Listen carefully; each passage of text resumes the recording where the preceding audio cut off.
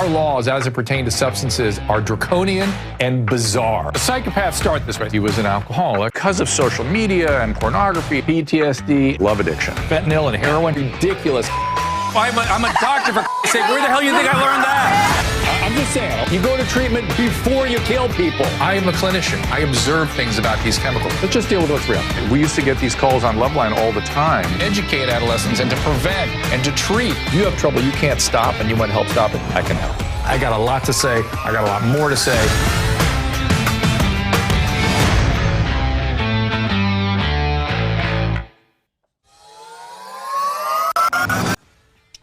Welcome, everybody. Don't actually call now because I'm going to be speaking to my guest for the next 40 minutes or so, and I'm going to be focused on her and not all y'all.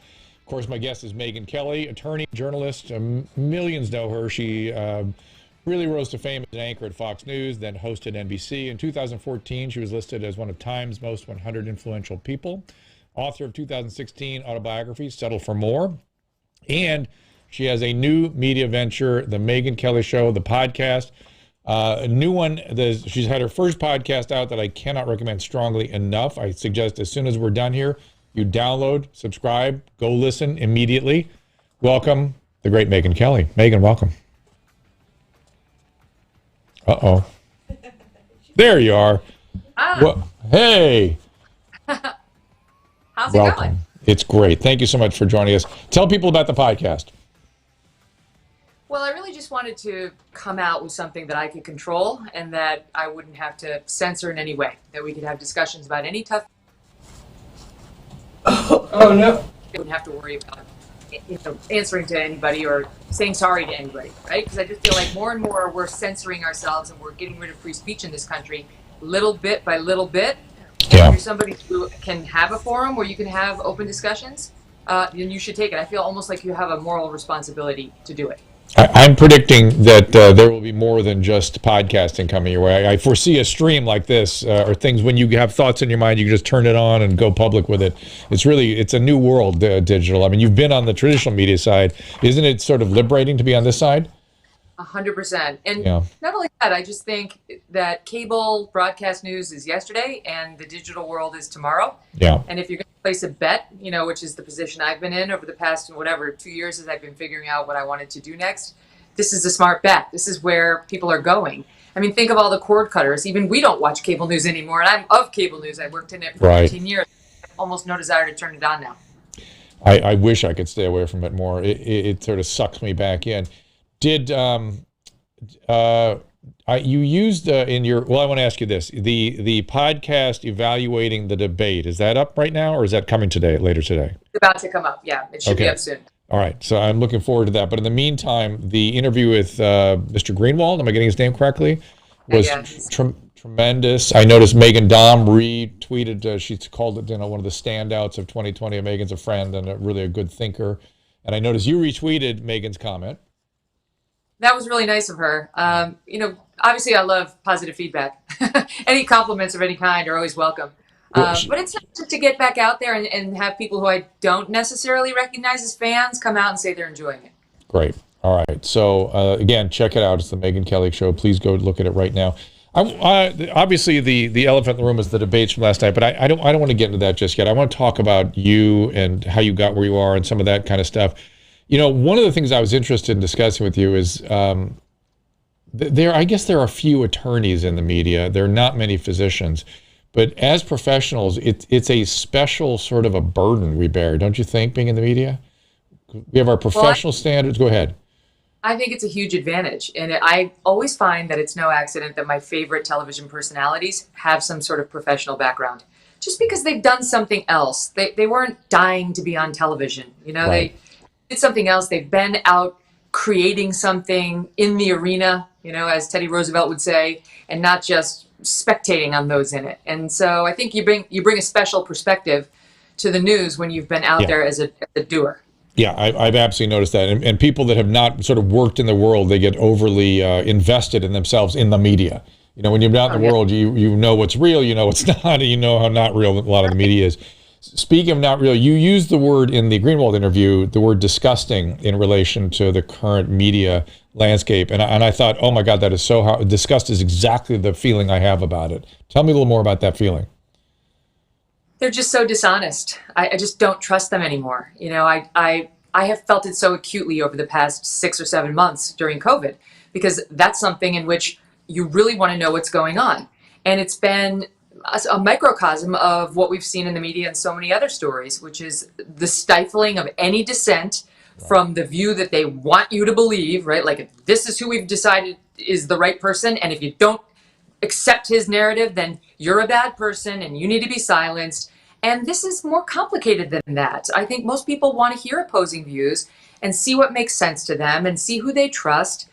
And, you know, Trump gave that presser back in March, and I tweeted out, like, I don't know who to believe. I don't trust him. I know he would lie to me, and I don't trust these media.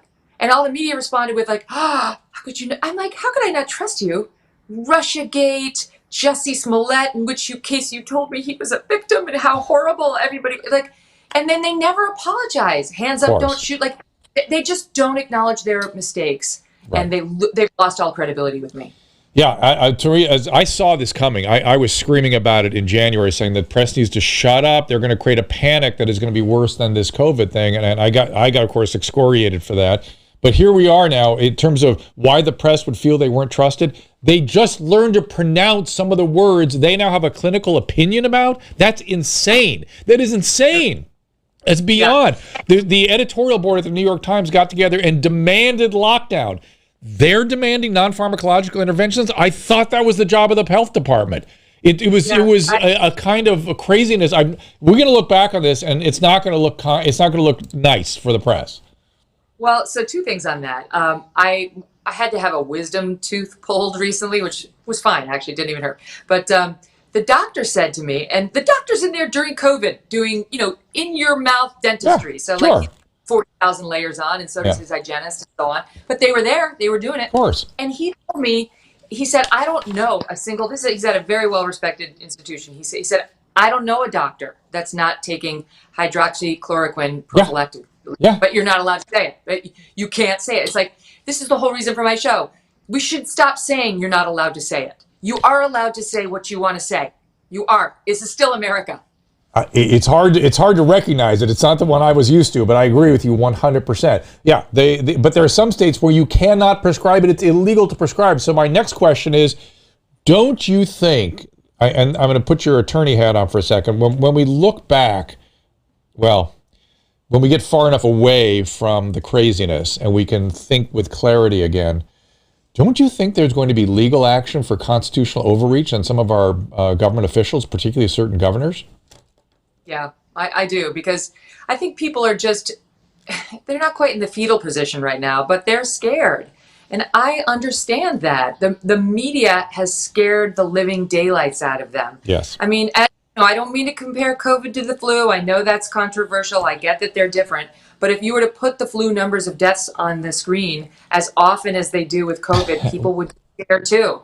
And they'd be really reluctant to send their children to school, because that's something that actually is killing kids at a higher number. Correct. And so you need to be responsible with it. And I see the same thing now with a false narrative about police allegedly in the streets hunting down black men. It isn't true.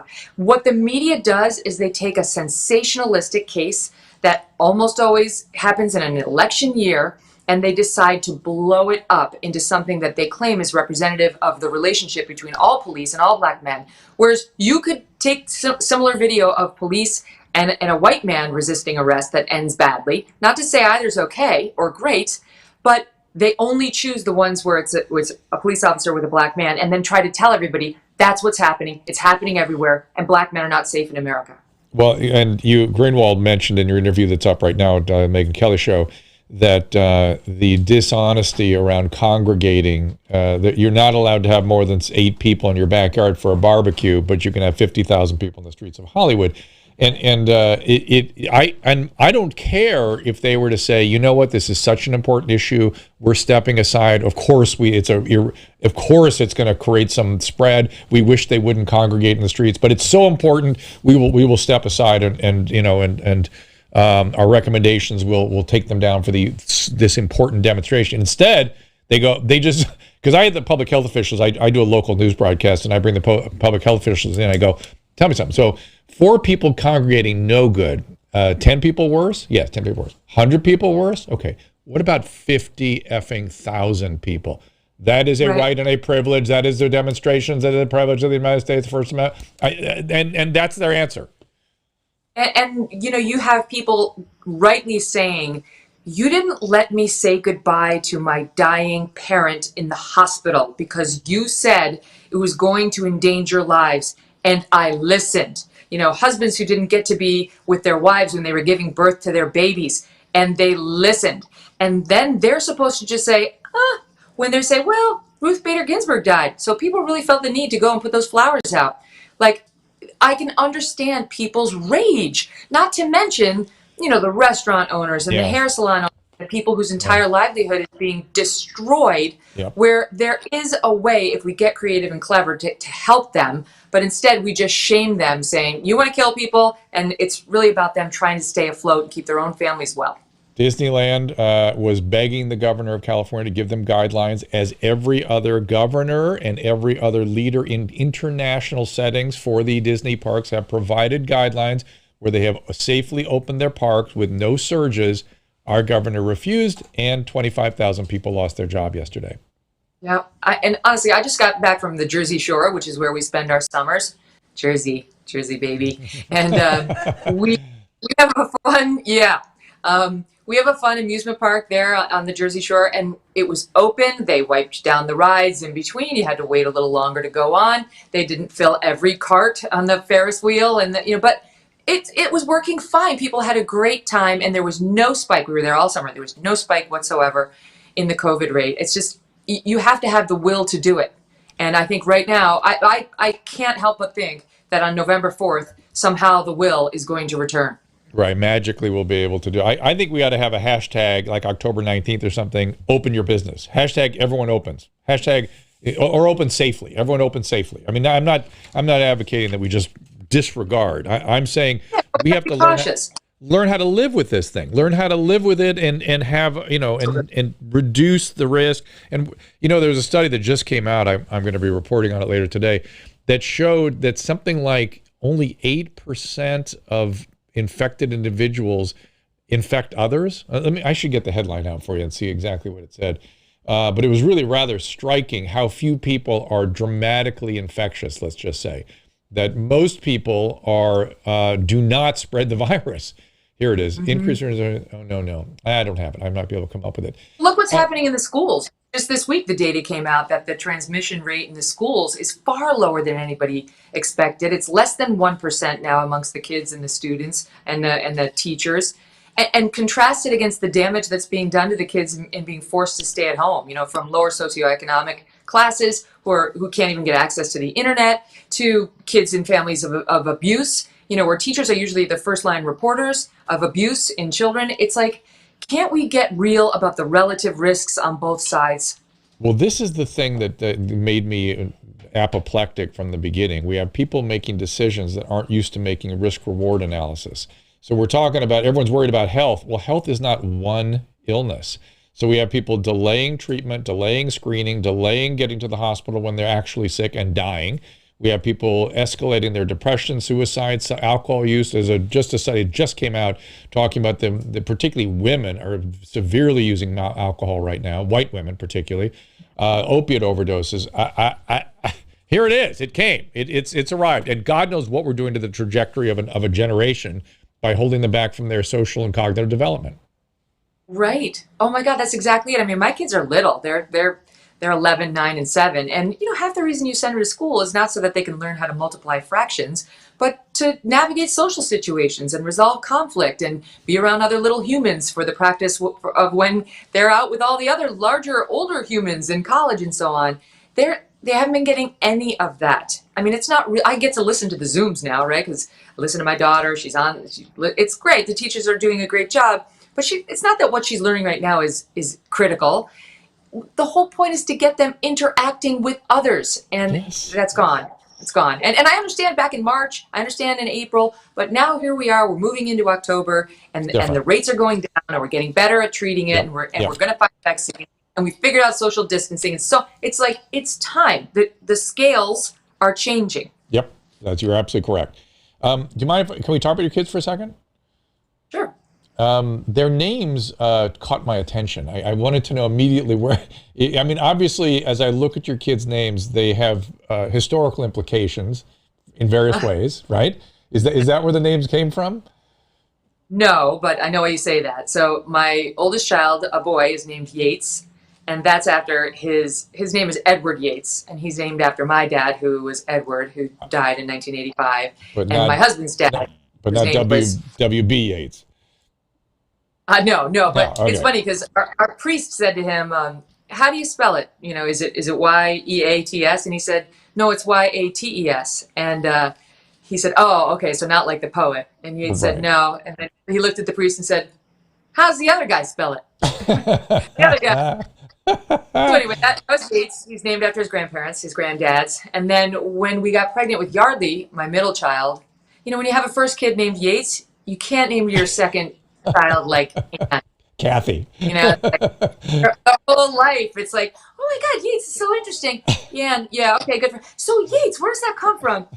So I don't know where I got Yardley. It popped into my head one night, and I'm kind of convinced, because I love the movie Christmas in Connecticut, which was 1947. Barbara Stanwyck starred in it. That Yardley was named after a very fat, bald, white guy, old man named Alexander Yardley in that movie. Oh, how interesting. Could be where it came from. Uh-huh. And then my little guy Thatcher, I just liked the last name, his first name thing. And Margaret Thatcher had died recently, and it was kind of in the air.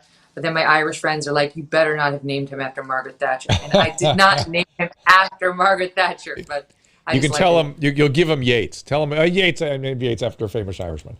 So, Yeah, you can, that's right. That's right, exactly. I should have thought of that.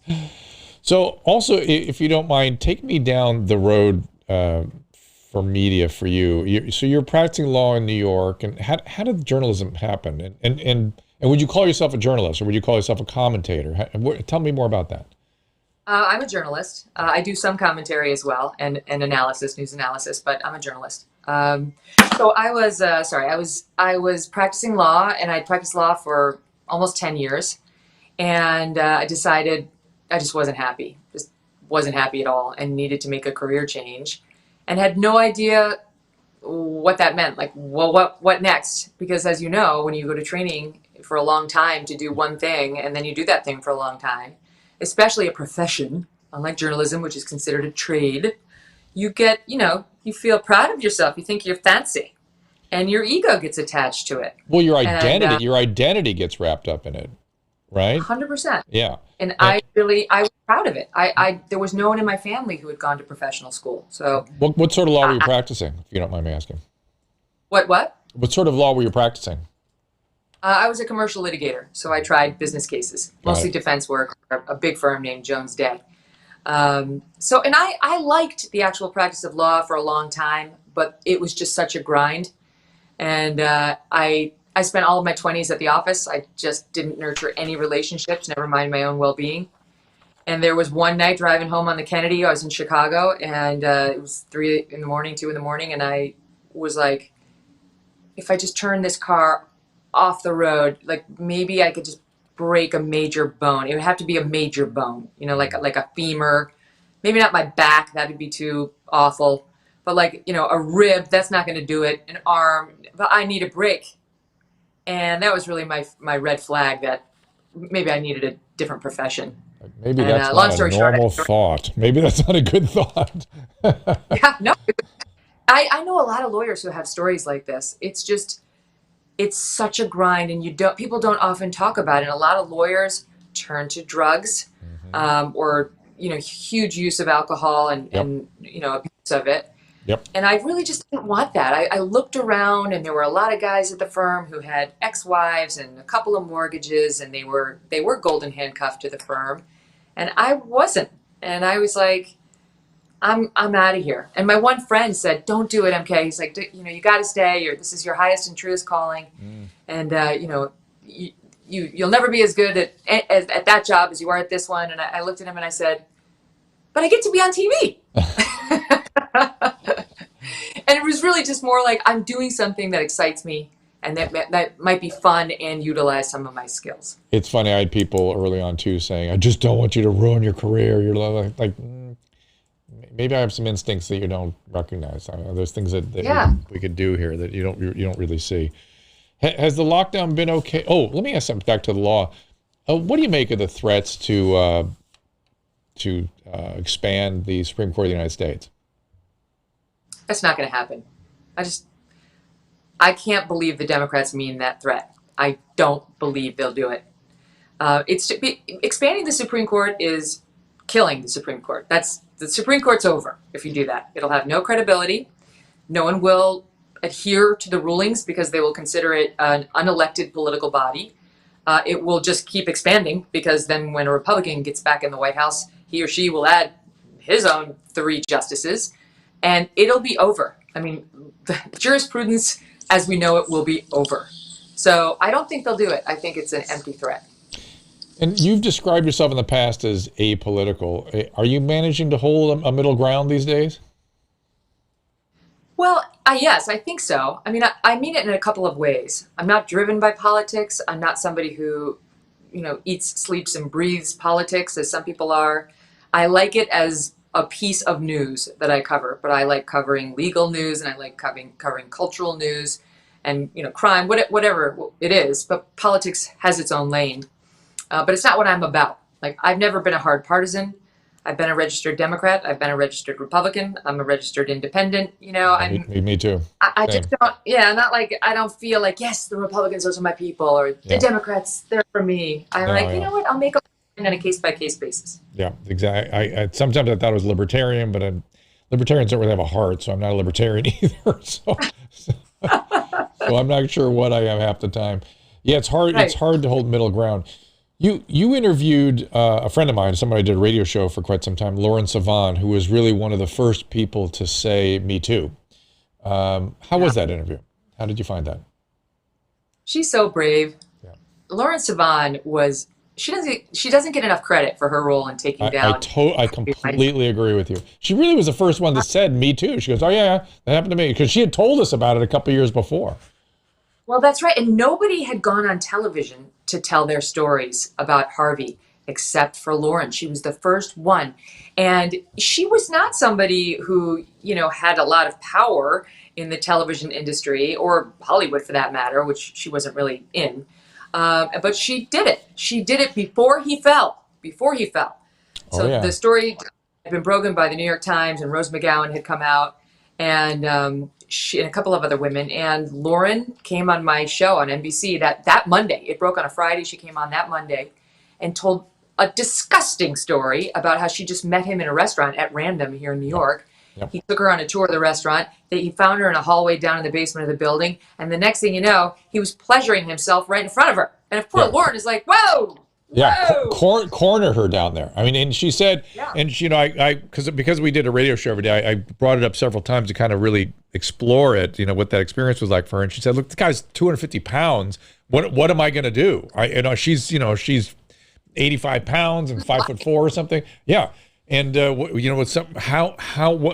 of course, what she did which was interesting, she immediately started blaming herself. How did I get myself in this position? How did I lead him to think this was possible? Blah, blah, blah, blah, blah. And I said, wow, that is heartbreaking. And women do that so often. Well, all right. So I'll take you on that. I think it's sad that was the first instinct and pretty much the only instinct. I mean, for a long time, that's all we did was blame ourselves and move on. Yep. But I also believe in personal responsibility. And I think it's okay for all of us to ask, well, what did I do that endangered me potentially, or what could I do differently the next time to help increase my odds of staying well? And I think it's okay for women to reflect and say, I shouldn't have met him in the hotel room. I know why I did it, but I'm going to take responsibility for that piece of it. And that's not victim blaming. That's just being smart. It's interesting. I just naturally, in the way my low self-esteem and the way I think, I always assume I have a role in everything. Something I've done has got to figure that I could improve, that I could do better to reduce the risk or increase the better outcome, that sort of thing. So I agree with you absolutely in principle. However, me pushing back, I just, I noticed women did this long before the Me Too thing. And I'd always say, yes, great that you do that, but maybe it's one of the aspects of what's called the fundamental attribution error. Maybe it's something in that other person and not in you. Well, absolutely. I mean, I think what the Me Too movement did was gave us a whole new framework for even considering that it might be almost all of his fault, right? It's like, Yeah. or all of his fault. Yeah. It's like when you get robbed trying to go into your house, like a lot of women, they have a grocery bag and they have their keys out. And we've had stories of them getting attacked as soon as they open up their door to go to the apartment. Yeah. And then something awful happens to her. Is that the woman's fault? Absolutely Right. not. It's 100% his fault. Right. But we should still stop and say, how can I better protect myself? What did I do that I could not do the next time, or advise my daughter not to do, right? To protect her against the fact that there are bad guys out there. Yeah. So again, I think we're saying the same thing, which is it's definitely advisable to have the posture of taking responsibility and checking out your role in anything that happens to you.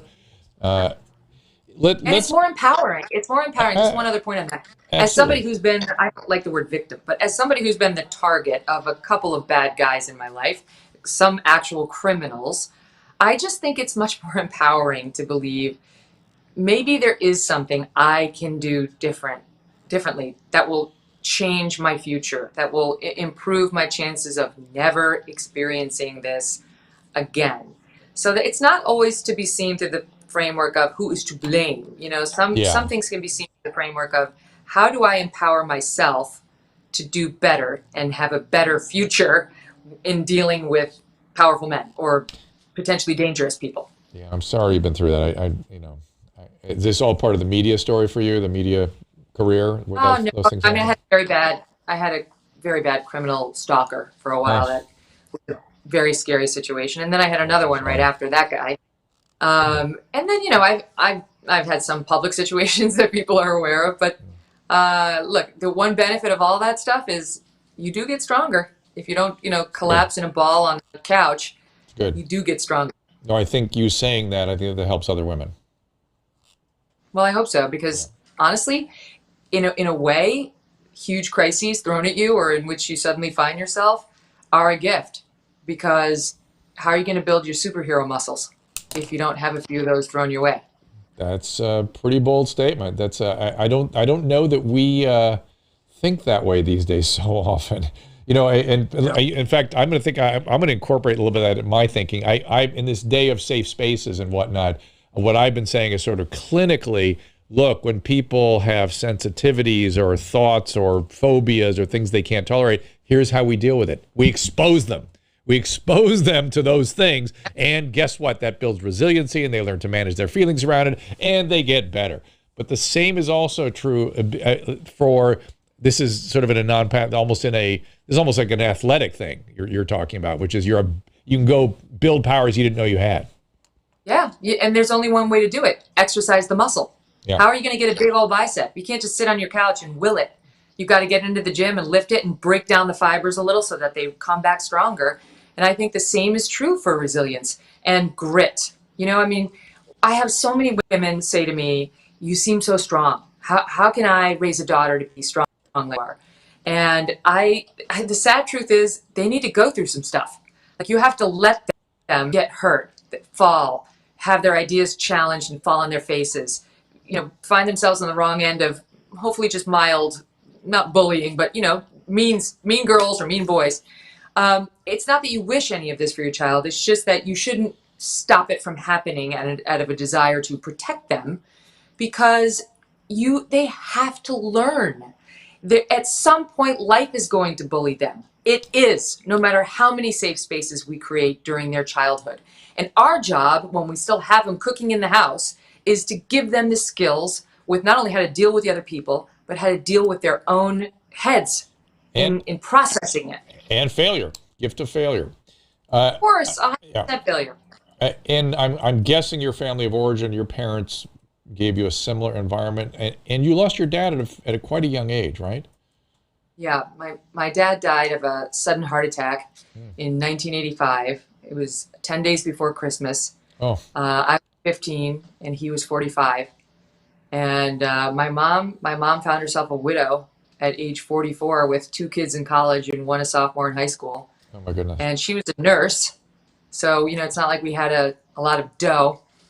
And it was rough. It was a rough couple of years around my house, but my mom's strong and she got us through it. So do you think that's where some of your determination, your strength as other women reflected? I mean, it certainly gives you perspective. I wouldn't say that's where my own personal grit comes from, but it does give you perspective on what matters in life and what doesn't, what nonsense doesn't. I would say the greatest gift that came out of that, right, if you want to look for a silver lining, is the true realization that no tomorrow is promised. So why would I waste away one more day or year at a law firm leading a life I can't stand? Right. Why would I spend one more day at a news organization where my lifestyle is crushingly sad and acrimonious and upsetting all the time, even though my bank account is full and I have power, but I'm totally missing my children's childhood. Like, why would I do that? Life could end. It could end tonight. It could end tomorrow. And it really can. If you've lost somebody in your life, that's not just a saying. So you have to make changes. You owe it to yourself to make changes, to live your life so that, God forbid, the bus came tomorrow, your loved ones could say she was doing exactly what she was doing, what she wanted to be doing. She had gotten her life, maybe not perfect, but she was doing the things that she knew would bring her happiness, or wellness is a better term. Well, it's interesting to me. We opened up talking about COVID and the medical system and the overreach of the press and the government. I did not know your mom was a nurse. I know your ex-husband was a physician. You've been around the medical system a bit. And did you learn anything about it, having seen it from one relationship removed? I mean, I have huge respect for doctors and nurses. Huge. I just think, my mom, she was a nurse at the VA in Albany. And so she dealt with these vets who they were so respectful to her. They used to salute my mom. And she was not in the military, but that gave me such empathy for wounded veterans and what they go through, because it's so much of it is psychological. It's not just the wounds on their legs that got blown off by an IED. And then doctors and nurses, but especially doctors, have to train so hard. And they give up 10 to 12 years of earning to train, and then train again. And 10 to 12 years of living too. You're not living anything except in a hospital. And it's abusive. I mean, you want to talk about sort of the Me Too movement morphed into, and I shouldn't have to work Saturdays, which is wrong. Right.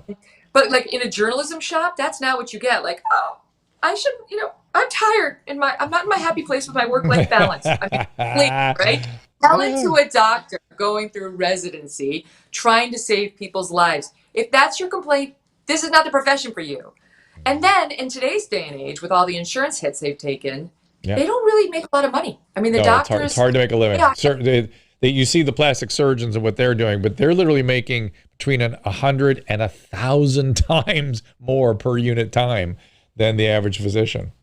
Oh, yeah. I went one day here in New York. I always get my heart checked, given my dad. Yes, and good. So I've been on that regularly. And one day, 2 years ago, I went to see my cardiologist, and his office was like barren. There wasn't a picture on the wall. The guy was like 1 week away from being his own receptionist, right? It was just him and... Yeah. And then later in the day, I went to the dermatologist, and it was like a 5-star resort. Yeah, it's very different. It's very different. 40 people working for him, and the beautiful lights and the lounge chairs. And I was like, something's wrong with this picture. Listen, primary care gets it worse even than anybody. But anyway, it's a topic for another day, Megyn. Let's kind of wrap up with a little bit on the debates last night, if you're okay with that. Sure. I know your pod that's about to drop. You do a very deep dive with other consultants on this. Give me your just 30,000-foot view of what we witnessed last night. I don't think it moved the needle. I think Trump was Trump. People aren't shocked to see him act aggressively or like a brute, as jarring as it was to see on a presidential debate stage. But, I was on a presidential debate stage with Donald Trump asking him questions in Detroit 4 years ago where he referenced the size of his unit. So I wasn't particularly shocked by Ladies and gentlemen, our president. some rude behavior. And that's Trump. That's how he is. If you're not used to that by now, I can't help you. You need to pay closer attention. That doesn't mean it was a nice thing to watch or made me feel comfortable or that I enjoyed it, because I would have preferred substantive exchanges. And you can make the case that he should have let Biden talk more, because that might have been worse for Biden.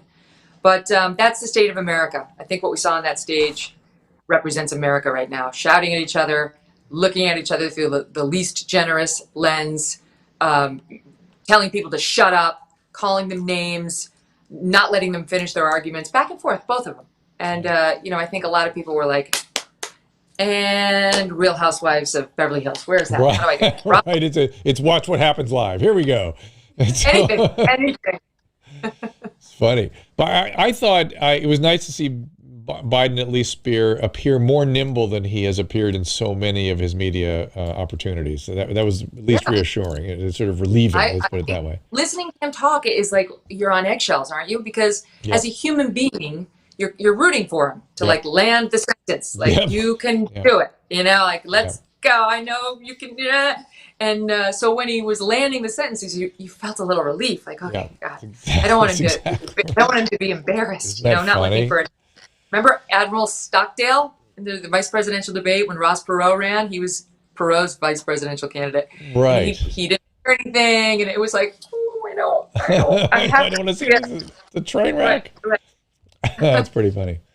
Do you miss not being up there when they're doing those debates, or was that a burden?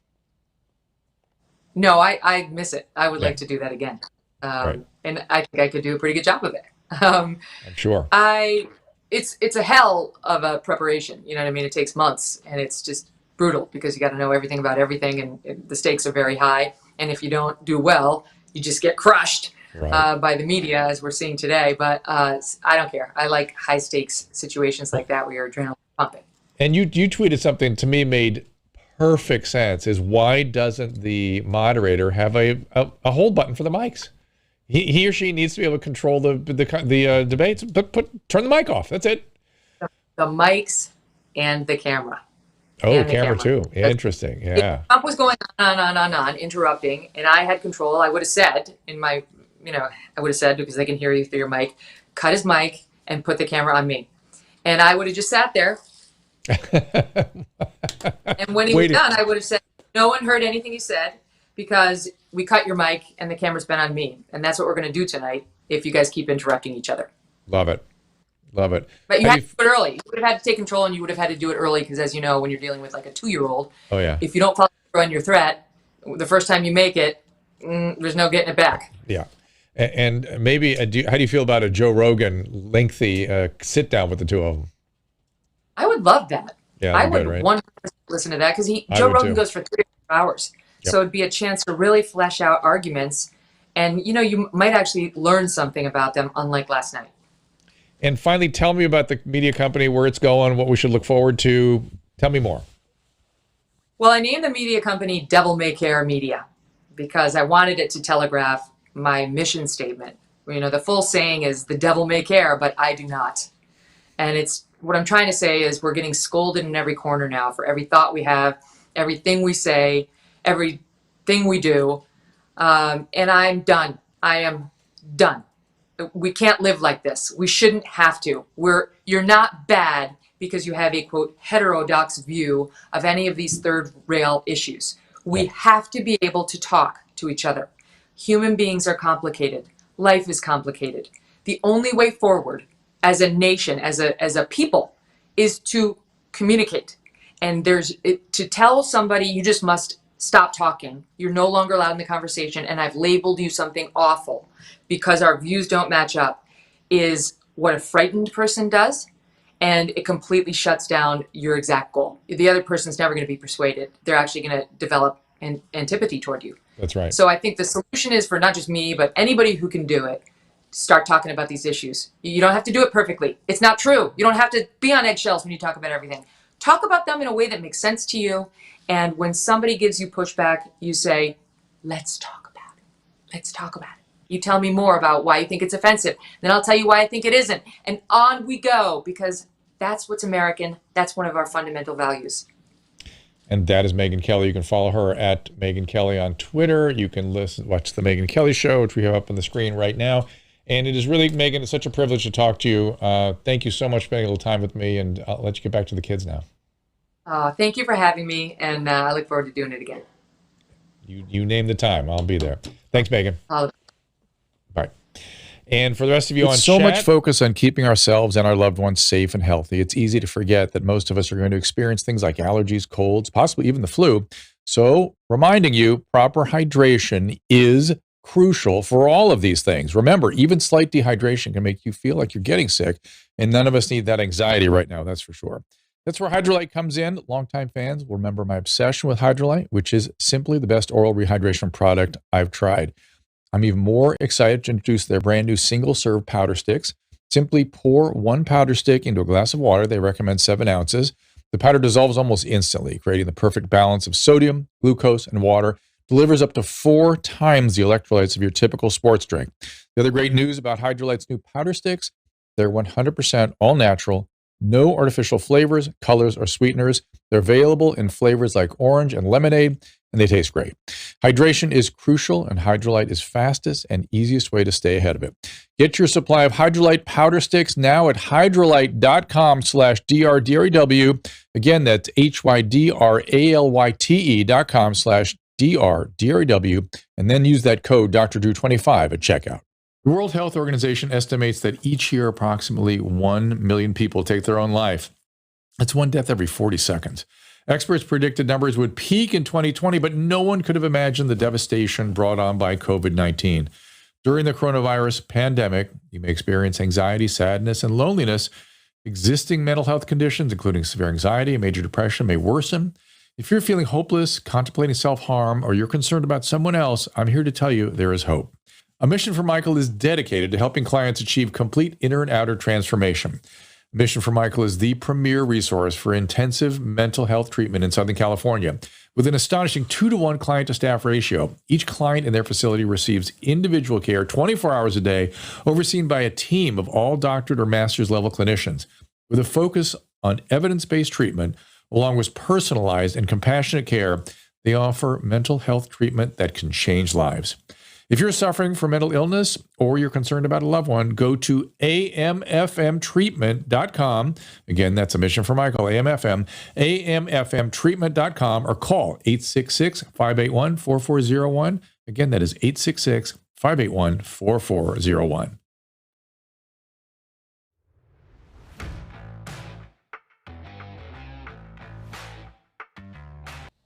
So I am now taking your calls at 984-237-3739. That's 984-2 Drew. Let's go to your phones. I'm going to go look at you guys on the chat as well now. The great Megyn Kelly has left the room. Anthony, what's going on? Hey, Dr. Drew, how are you? I'm good, man. What's happening? Hey, I just heard that California, or the governor, just signed a bunch of money for mental illness. Have you heard of that, or do you know where it's going to be delegated and things of that nature? I'm just glad now, Anthony, I can recognize your voice. So when you say me, Anthony, the homeless guy, I know what you're talking about. This is Anthony, the director of nursing, is what we've got in my hands here. I had heard that there was a parity bill, right? And I have been through 3 rounds of parity bills where mental health was supposed to get equitable distributions and reimbursements, essentially identical to medical care, and it never worked. And here's why. They always include language in the legislation. They put the words medically necessary in, always. What they don't do is define what medically necessary is. Medically necessary should be what the attending physician determines is necessary for the safe execution of the care.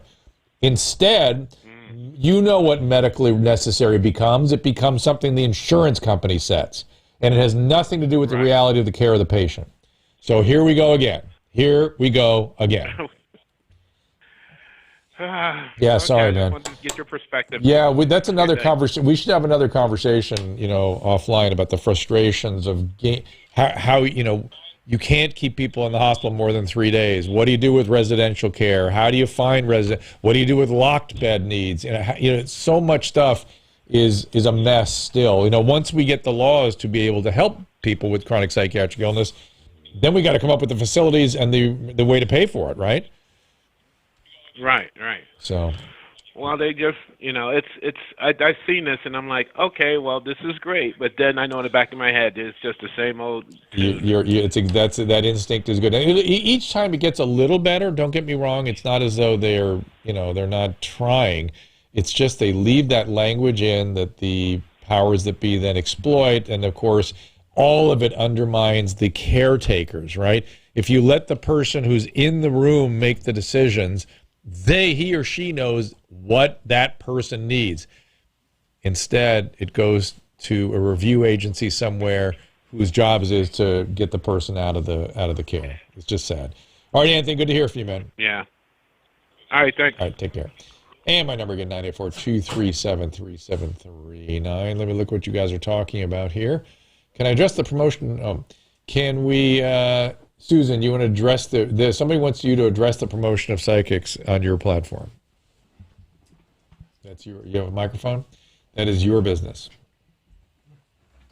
We have a show tonight at 5 p.m. Pacific if you want to join us. Rebecca Fearing's coming in. That is my wife Susan's material. And I think the goblins are messing with our electronics because we didn't launch on Facebook and our call-in studio is having issues. So somebody's spirit is here coming and we definitely need to sprinkle some salt. And if you have any questions about that, address them to Susan Pinsky. Let's see what you guys are talking about here. You guys are all over the place. I'm scrolling back through the chat. You guys like the idea of Joe Rogan moderating a panel? Larry King moderating Robbie Bobby? I'm not sure that would have gone the way you think. You guys don't like Chris Wallace. I think he had a tough job to do last night. I think if they had put a dump button on his desk, I think it would have helped a lot. All right. Let me see if there's any calls in here. The call thing's broken too, right? So of course. Our call this all system starts 2 minutes before we go live. Yeah, our call system is apparently not working as well, but that's okay. We had a nice interview. Let me go over some stuff here. I mentioned to Megyn this article. Let me see if I can find it right now. I'm sure I can.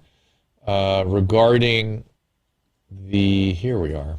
Okay, here it is. This is a international study on super spreaders. Shoot, now I can't, it's not working. Oh, gosh darn it. Well, it essentially, it's just not coming up. It essentially showed that very small numbers of people, maybe it's, excuse me, the combination of the dog and the air conditioning. That seems to be the combo. Thank you. Very small numbers of COVID cases caused the majority of the spread. I may be misquoting the number. I think it was somewhere around 8 or 10% of the cases are the ones that spread.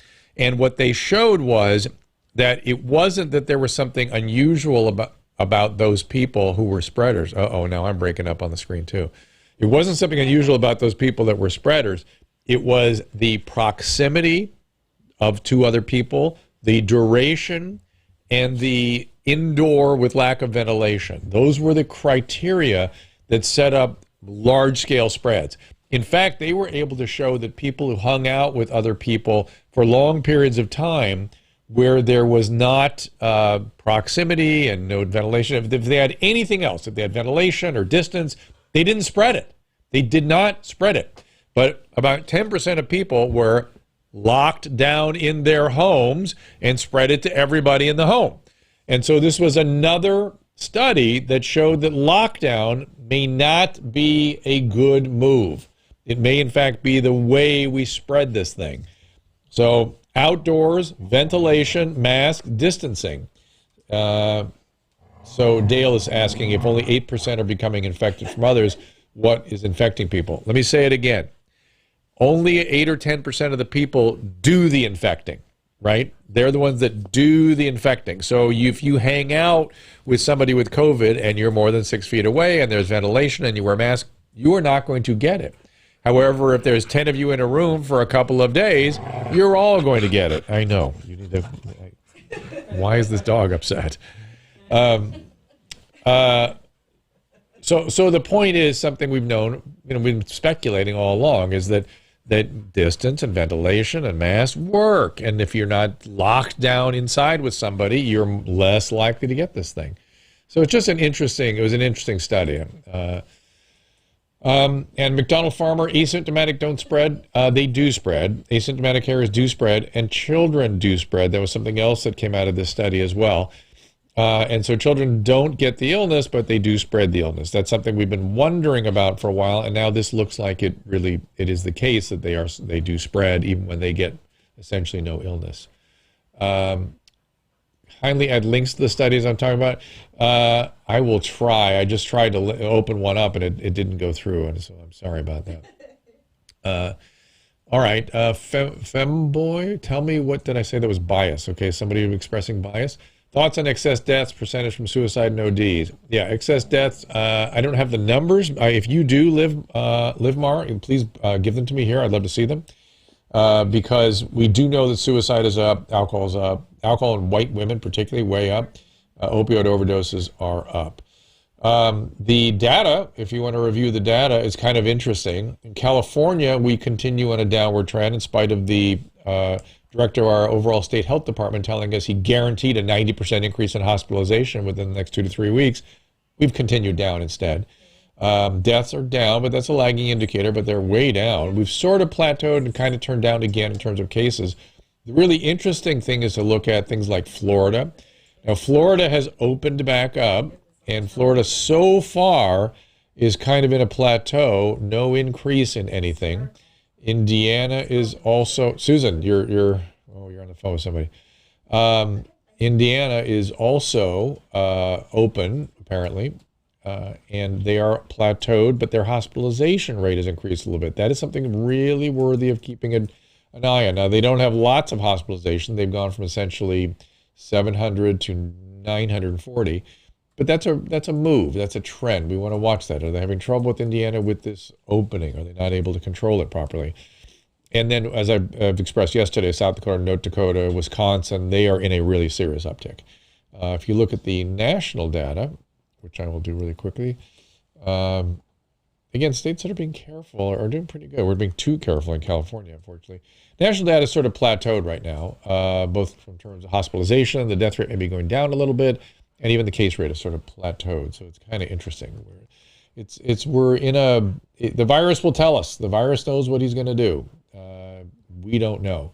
But this was more data again today that shows that you can make a difference by being in ventilated space, having UV light, and whatnot. Why was H1N1 not handled like COVID?